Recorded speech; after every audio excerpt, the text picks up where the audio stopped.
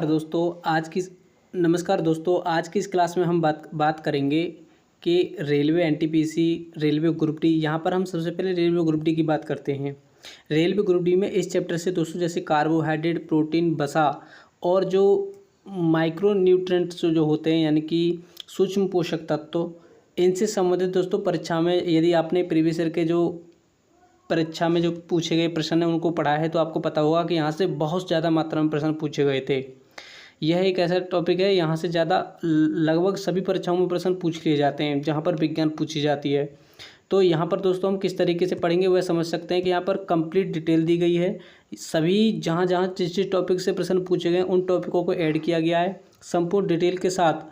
यहाँ पर जो पीवाई के क्वेश्चन पूछे गए हैं उनको भी हमने ऐड किया है और इस तरीके से कंटेंट जो आपके लिए बनाया है कि यहाँ पर यदि कोई भी प्रश्न किसी भी तरीके से पूछा जाए तो लगभग अधिकतम सभी चीज़ें आपके लिए पता हों, क्योंकि यहाँ से दोस्तों कई बार प्रश्न पूछे जाते हैं और जो पूछे गए हैं मैंने उन्हीं टॉपिकों को अधिकतम ऐड किया है।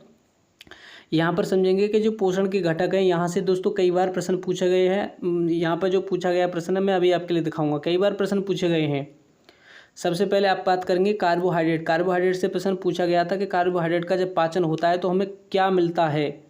प्रोटीन पाचन से हमें क्या प्राप्त होता है, प्रोटीन किस में सहायक है, तो प्रोटीन के कार्य क्या हैं जब यानी पच जाता है तो यह किस में बदलता है, जैसे अमीनो अम्लों में टूटता है प्रोटीन। और इसी प्रकार से तो कई बार प्रश्न पूछे गए हैं। जैसे यहाँ पर विटामिन के बारे में पढ़ेंगे कि रतौंधी विटामिन ए के कारण होती है, विटामिन B1 के कारण, C1 के कारण, ये इन चीज़ों के बारे में भी प्रश्न पूछे गए हैं। यहाँ पर सभी जो टॉपिक जहाँ से प्रश्न पूछे गए हैं उनको पढ़ाने के साथ साथ कंसेप्ट, जितने भी कंसेप्ट हैं उन सभी कंसेप्ट को क्लियर करते हुए जो शॉर्ट ट्रिक्स हैं उन शॉर्ट ट्रिक्स का और नोट्स का यहाँ पर ऐड किया गया है कि उन नोट को भी ऐड किया जाए। नोट्स रूप में एक स्लाइड बनाकर दी गई है आपके लिए। यहाँ समझेंगे कि जैसे यहाँ पर समझेंगे कि देखो पीवाईक्यू जो क्वेश्चन पूछे गए हैं उनको भी हमने ऐड किया है। ऐसा नहीं है कि यहाँ पर सिर्फ उन्हीं जो चीज़ों को बता रहे हैं कि सिर्फ टॉपिक ही बता दिया आपको।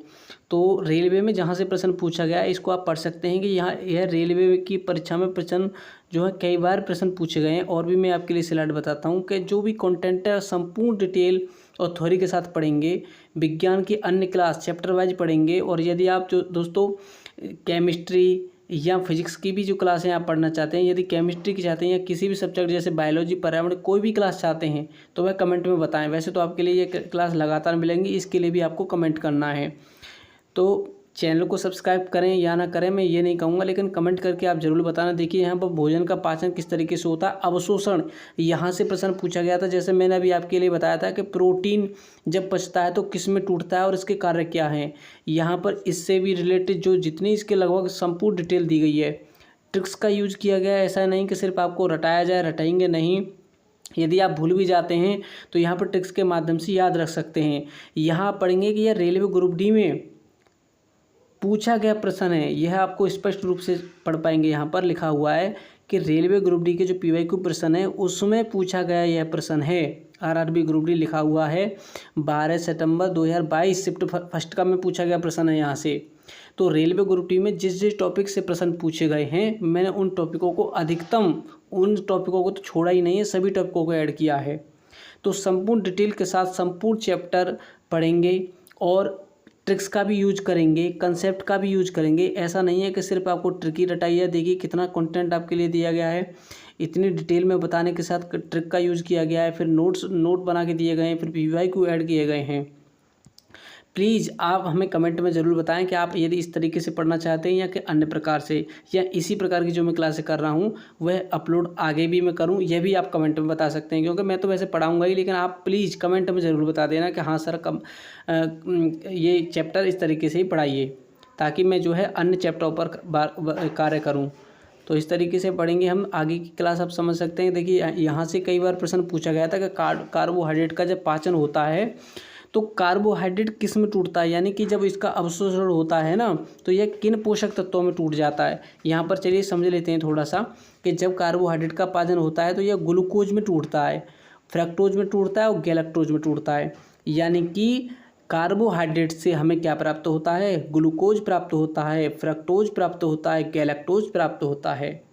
यहाँ से प्रश्न पूछा गया है प्रीवियस ईयर में। देखिए यहाँ पर भी आप पढ़ सकते हैं कि रेलवे ग्रुप डी में यहाँ पर जो PYQ प्रश्न पूछे गए यह भी मैंने अभी आपके लिए बताया था कि जितने भी प्रश्न पूछे गए उन सभी प्रश्नों को हमने ऐड किया है, लगभग सभी टॉपिकों को ऐड किया है, संपूर्ण डिटेल बनाई है और उसके शॉर्ट ट्रिक भी यूज की है, नोट्स भी ऐड किए हैं। डिटेल तो आपके लिए थ्योरी बनाई ही है। जैसे प्रोटीन से प्रश्न पूछा गया था कि प्रोटीन का पाचन कहाँ पर होता है, तो छोटी आंत में प्रोटीन का पाचन होता है, ये आपको पता होगा कि जब प्रोटीन टूटता है तो यह किस में टूटता है, अमीनो अम्ल में टूट जाता है। यहाँ से प्रश्न पूछा गया था। इस तरीके से इसको भी आप जो है ऐड याद रखेंगे। चलिए पोषक तत्वों के बारे में समझ लेते हैं।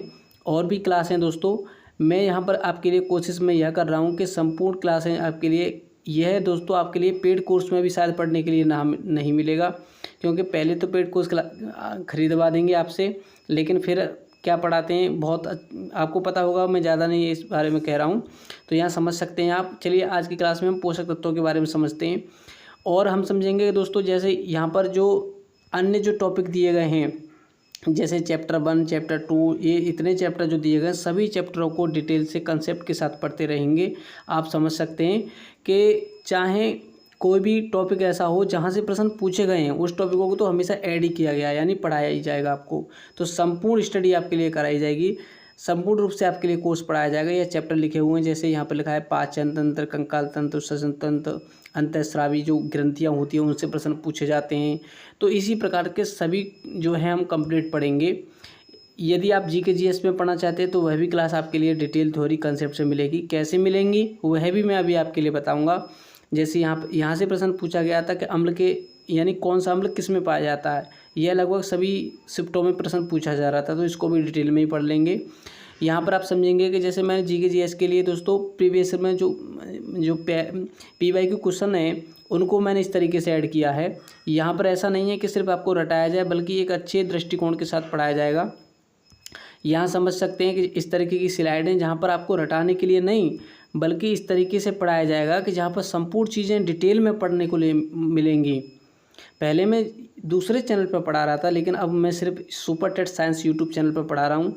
आप याद रखेंगे, super TET science YouTube channel पर पढ़ा रहा हूँ। इस तरीके से पढ़ा रहा हूँ कि संपूर्ण डिटेल थ्योरी पढ़ाने के साथ साथ आपके लिए मैं जो जैसे डिटेल थ्योरी पढ़ेंगे उसी के साथ हम क्या पढ़ेंगे, कंसेप्ट पढ़ेंगे। जितना भी कंसेप्ट में प्रश्न बन सकता है उस कंसेप्ट को क्लियर करेंगे। डिटेल थ्योरी में ही आपका कंसेप्ट क्लियर हो जाएगा, फिर उसकी शॉर्ट ट्रिक्स और पॉइंट्स को ऐड करेंगे। यहाँ पर आप समझ सकते हैं कि इस तरीके के ऐसा नहीं है कि आपको रटाया जाए, सारी चीज़ें लगभग आपके लिए याद हो जाएंगी क्लास में ही। तो चलिए सबसे पहले हम समझ लेते हैं पोषक तत्वों के बारे में, समझ लेते हैं कि किस तरीके से प्रश्न पूछे जाते हैं। तो दोस्तों मेरा नाम दीपक कुमार शर्मा है। जैसा कि आपको पता ही होगा कि मैं काफ़ी समय से आपके लिए पढ़ा रहा हूँ, ऐसा नहीं है कि आपको यूँ ही पढ़ाने लग गया। पहले मैं एक यूट्यूब चैनल पर पढ़ा रहा था, ऑनलाइन ऑफलाइन दोनों तरीके से आपके लिए पढ़ाता हूँ। तो आपको सिर्फ इतना करना है दोस्तों कि कमेंट जरूर करनी है, चैनल को सब्सक्राइब करना या ना करना, वीडियो को लाइक करना या नहीं करना आपकी मर्जी है, लेकिन आप सिर्फ इतना ज़रूर कहना कि हाँ ये कंटेंट हमें पसंद आ रहा है या नहीं आ रहा है। तो आप इतना कह सकते हैं। प्लीज़ आपसे रिक्वेस्ट है कि प्लीज़ यह कमेंट में ज़रूर बताएं कि यदि वीडियो जरा सी भी अच्छी लग रही है तो बता दें, और कंटेंट या यदि किसी टॉपिक को चैप्टर को पढ़ना चाहते हैं तो वह भी बता सकते हैं। तो कमेंट ज़रूर करना। चलिए अब हम समझते हैं कि पोषक तत्वों के बारे में हमें क्या क्या पूछा जाता है, क्या क्या इसके बारे में थ्योरी दी गई है।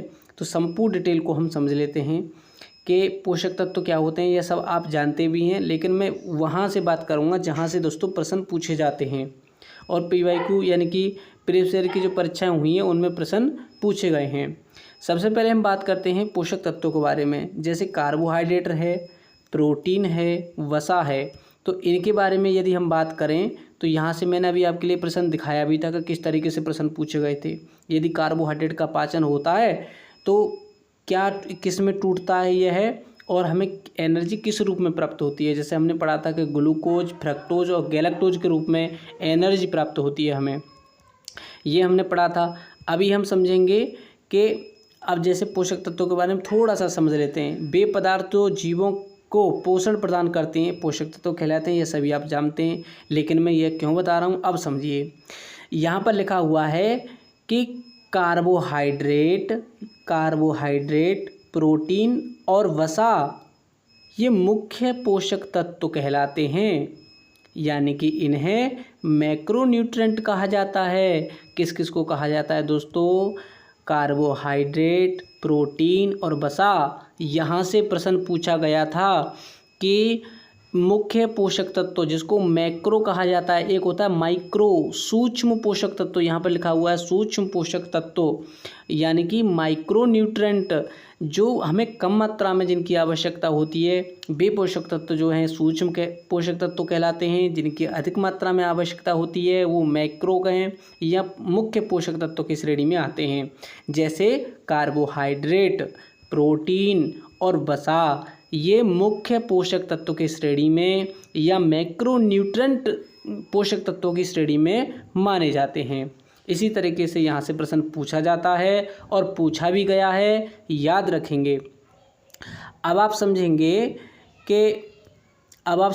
कि जैसे मैंने अभी आपके लिए खनिज के बारे में भी बताया था कि खनिज और विटामिन, ये लिखा हुआ है खनिज और विटामिन, इनकी जो कम मात्रा में हमें आवश्यकता होती है, इसलिए इन्हें सूक्ष्म पोषक तत्व कहा जाता है, जैसा कि मैंने अभी आपके लिए बताया था। चलिए आगे अब समझ लेते हैं। यहाँ पर हम बात करेंगे कि पोषण किस प्रकार से होता है। तो पोषण दोस्तों दो प्रकार से होता है, यह आप जानते भी होंगे। जैसे एक होता है स्वपोषी पोषण, दूसरा होता है विषमपोषी पोषण। स्वपोषी पोषण को कहते हैं ऑटोट्रोफिक न्यूट्रेंट या ऑटोट्रोफिक न्यूट्रिशन कहते हैं। और हेटेरोट्रोफिक किसको कहा जाता है, जो विषमपोषी पोषण होता है। स्वपोषी पोषण कहाँ पर होता है, तो आप तो जानते ही हैं, भली बात जानते हैं, लेकिन इसमें जहाँ से प्रश्न पूछा जाता है उस फैक्ट को पढ़ेंगे। जैसे सभी जो पेड़ पौधे होते हैं वह अपना भोजन स्वयं बनाते हैं। यहाँ पर अपवाद एक आध होगा, उसको हम छोड़ देंगे। तो दोस्तों आपको पता ही है कि स्वपोषी जो पोषण है दोस्तों कहाँ पर होता है, हरे पेड़ पौधे प्रकाश संश्लेषण की जो प्रक्रिया होती है उसके द्वारा अपना भोजन का निर्माण कर लेते हैं, उन्हीं को स्वपोषी पोषण कहा यानी स्वपोषी कहा जाता है, जो भोजन अपना स्वयं बना लेते हैं। पोषण हो गया स्वपोषी पोषण, इसलिए कहते हैं क्योंकि स्वयं बनाते हैं। ये सब चीज़ें आप जानते ही हैं। अगली स्लाइड पर चलते हैं जहाँ से प्रश्न पूछा जाता है। यहाँ हम समझते हैं कि पोषण आवश्यक क्यों है और हमें किस तरीके से किस में ऊर्जा किस रूप में मिलती है। जैसे यदि हम भोजन करते हैं, यहाँ पर प्रश्न पूछा गया है, याद रखेंगे, यहाँ से प्रश्न पूछा गया है। मैंने अभी आपके लिए बताया था कि जैसे यहाँ पर पढ़ेंगे कि जैसे कार्बोहाइड्रेट है, कार्बोहाइड्रेट से हमें क्या प्राप्त होती है, ऊर्जा प्राप्त होती है। सबसे ज़्यादा ऊर्जा हमें कार्बोहाइड्रेट से, यानी कि मात्रा में आवश्यकता सबसे ज़्यादा किसकी होती है ऊर्जा के लिए, कार्बोहाइड्रेट की होती है। कार्बोहाइड्रेट कहाँ मिलता है, अनाज में, ब्रेड में, रोटी में, इस चीज़ों में कार्बोहाइड्रेट होता है। उसके बाद दोस्तों प्रोटीन के कार्य क्या हैं, शरीर की वृद्धि करना, मरम्मत करना, इस तरीके से इसके प्रोटीन के कार्य हैं। वसा से भी एनर्जी प्राप्त होती है, लेकिन इसकी कम मात्रा में आवश्यकता होती है और यह शरीर को गरम रखता है। कौन रखता है, वसा। आगे अब बात करेंगे विटामिन तो दोस्तों क्या है, विटामिन्स का भी प्रयोग बहुत महत्वपूर्ण है, क्योंकि ये शरीर की जो रक्षा प्रणाली है, यहाँ पर आप पढ़ेंगे कि रक्षा प्रणाली है उनमें उनको बहुत ज़्यादा हेल्पफुल है। किस तरीके से कि ये विटामिन है ना, ये सूक्ष्म पोषक तत्व में आते हैं, पहले से ही इतने सूक्ष्म होते हैं कि इनका पाचन नहीं होता है। यहाँ से भी प्रश्न पूछा गया है कि किन पोषक तत्वों का पाचन नहीं होता, क्योंकि वह तो पहले से ही सूक्ष्म होते हैं, तो इनका पाचन नहीं होता। ये पाचन क्रिया में सहायक होते हैं, उसको नियंत्रित करते हैं। आगे आप समझेंगे कि खनिज और लवण ये हड्डियों, दांतों और आदि इस प्रकार से इनको मजबूत करते हैं, निर्माण में सहायक होते हैं। जैसे अब हम समझ लेते हैं जल में कोई भी ऊर्जा नहीं होती है, यह जो शारीरिक क्रिया होती है उनके लिए आवश्यक है। यहाँ हम बात करेंगे विटामिन ए की कमी से दोस्तों, यदि विटामिन ए की कमी हो गई तो क्या हो जाएगा, रतौंधी। विटामिन B1 की कमी हो गई तो बेरी रोग हो जाता है। विटामिन सी की कमी से स्कर्वी, जहाँ पर इस तरीके से समझ सकते हैं कि स्कर्वी रोग हो जाता है। विटामिन डी की कमी से हड्डियाँ कमज़ोर हो जाती हैं, जिसे रिकेट्स कहा जाता है। तो दोस्तों इस तरीके से आपको समझ लेंगे, यहाँ से भी प्रश्न कई बार पूछ लिया जाता है। तो आगे हम समझेंगे कि जो भोजन होता है हमें कितना भोजन करना चाहिए, वसा कितनी चाहिए, प्रोटीन कितनी चाहिए, कार्बोहाइड्रेट कितना चाहिए और विटामिन कितना चाहिए। इसके बारे में मैंने अभी आपके लिए भी बताया था कि सबसे ज़्यादा हमें चाहिए कार्बोहाइड्रेट, फिर वसा, प्रोटीन। तो वसा सबसे ज़्यादा दोस्तों अधिक मात्रा जो आवश्यक है तो वो वसा की होती है मात्रा में। मात्रा की बात कर रहा हूँ, एनर्जी ज़्यादा नहीं बात कर रहा हूँ। एनर्जी सबसे ज़्यादा कौन देता है? वसा देती है, लेकिन उसकी कम मात्रा में आवश्यकता होती है। वसा सबसे ज़्यादा एनर्जी देता है, लेकिन कम मात्रा में आवश्यकता होती है। कार्बोहाइड्रेट की मात्रा अधिक होनी चाहिए ऊर्जा के लिए। और प्रोटीन भी बहुत आवश्यक है, यहाँ से भी हमें ऊर्जा मिलती है। विटामिन और खनिज लवण, ये पाचन जो क्रियाएँ होती है उनको नियंत्रित करते हैं, और ये बहुत सूक्ष्म तत्व होते हैं, इसलिए इनका पाचन नहीं होता। ये पहले से ही इतने सूक्ष्म होते हैं कि ये सूक्ष्म तत्वों में नहीं टूटते। जब वसा टूटता है तो दोस्तों अमीनो अम्ल में टूटता है। कार्बोहाइड्रेट किस में टूटता है? ग्लूकोज, गैलेक्टोज और फ्रक्टोज में टूटता है। सॉरी दोस्तों, यहाँ पर लिखा है वसा टूटता है ग्लिसरॉल में। वसा टूटता है ग्लिसरॉल में, और यह जो अमीनो अम्ल में टूटता है प्रोटीन। इस तरीके से आप जो है याद रखेंगे। यहाँ से कई बार प्रश्न पूछे गए, इनको भी याद रखेंगे। यहाँ पर PYQ क्वेश्चन को ऐड किया गया है, जैसा कि यहाँ पर आप समझ सकते हैं कि जो मैंने अभी आप बताया था कि कार्बोहाइड्रेट से पाचन से हमें क्या क्या प्राप्त होता है। यहाँ कहें तो इसका पाचन किस रूप में होता है? ग्लूकोज, फ्रक्टोज इसमें टूट जाता है, छोटी आंत में यहाँ इसका पाचन होता है। तो इस तरीके से इसको दोस्तों आप जो है याद रखेंगे। यहाँ पर प्रश्न पूछा गया है कि PYQ जो प्रश्न है यहाँ पर पूछा गया है कि निम्नलिखित में से कौन सा पोषक तत्व अवशोषण के बाद लसिका के माध्यम से शरीर में जाता है? तो लसिका के माध्यम से दोस्तों वसा का पाचन होता है। यहाँ पर इस तरीके से इसको याद रखेंगे। इसी प्रकार दोस्तों जो अन्य टॉपिक हैं उनको भी हम पढ़ेंगे। यहाँ से जो प्रश्न पूछे गए हैं उनको डिटेल में ही पढ़ेंगे। आप समझ सकते हैं कि इस तरीके की स्लाइड हैं, जिस टॉपिक से प्रश्न पूछे गए उन सभी को ऐड कर लिया है। साथ में दोस्तों PYQ प्रश्न पूछे गए उनको ऐड किया गया है, शॉर्ट ट्रिक्स को ऐड किया गया है। तो यहाँ पर दोस्तों मैं किसी भी कोर्स या उनको आपको रटाने वाला नहीं हूँ। टिड्डा में किस तरीके से शोषण होता है, टिड्डा के बारे में भी कई बार प्रश्न पूछा गया है, इसको भी याद रखेंगे। मछली में शोषण किस तरीके से होता है, वहाँ से भी प्रश्न पूछा गया है। जैसा यहाँ पढ़ेंगे आप कि जो मछली होती है ना, उसमें भी शोषण के लिए किस प्रकार से होता है, उसकी प्रक्रिया के बारे में कई बार प्रश्न पूछा गया है मछली से संबंधित। तो दोस्तों इस तरीके से सारी चीज़ों को हम पढ़ लेंगे। यदि कोई भी पॉइंट आपके समझ में नहीं आया हो तो प्लीज़ कमेंट में बता सकते हैं, और यदि कोई ऐसा चैप्टर, टॉपिक या कोई भी जिस टॉपिक पर आप क्लास चाहते हैं वह कमेंट में बता सकते हैं। वीडियो को लाइक करें या ना करें ये आपकी मर्ज़ी है, इच्छा है।